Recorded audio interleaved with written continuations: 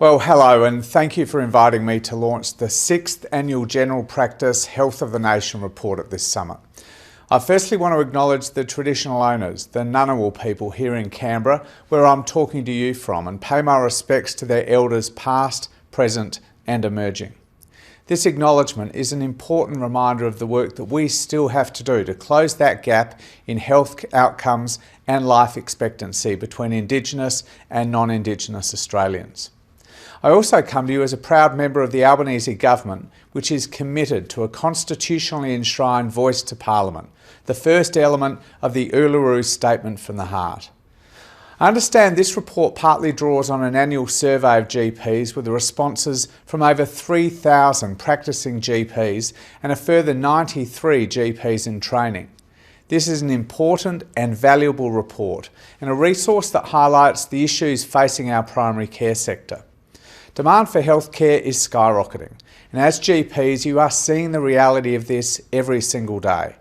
During the recent election campaign, I remember Prime Minister Albanese saying, "Every day, everywhere I go, people talk to me about how it's getting more and more difficult to see a doctor."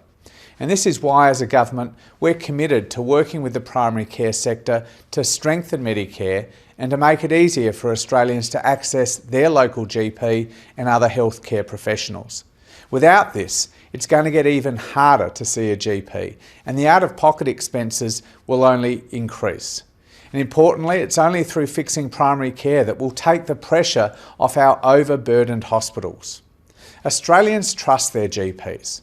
You're the backbone of our primary care system, and I want to take a moment to recognise this and thank you for the work that you do every single day. It's through the vital relationships that you have with your patients that ensures all Australians can get the quality healthcare they deserve. I've said multiple times now that general practice today is in a truly parlous state. As the new minister, what I'm confronted with is a sector that's under more pressure than it's been under at any time in the almost 40-year Medicare era. Strengthening Medicare was right at the centre of our election health policy, and that's why I've convened the Strengthening Medicare Task Force. We decided to put strengthening Medicare right at the centre of our election pitch to the Australian people because all of us, me, the Prime Minister, and all of my colleagues, we've all been inundated with feedback from our communities about just how difficult it is to get an appointment to see a GP. And it's not just because of COVID. This has been the case over the last decade. This issue points to one you're experiencing, which is the pressure to deliver care to your communities under increasing cost pressures. There are so many other issues that need to be addressed as we work together to improve our primary care system, like improving and expanding multidisciplinary care. As you know, the RACGP is a member of the Strengthening Medicare Task Force, and I look forward to working with you and hearing your solutions to the challenges that we're facing.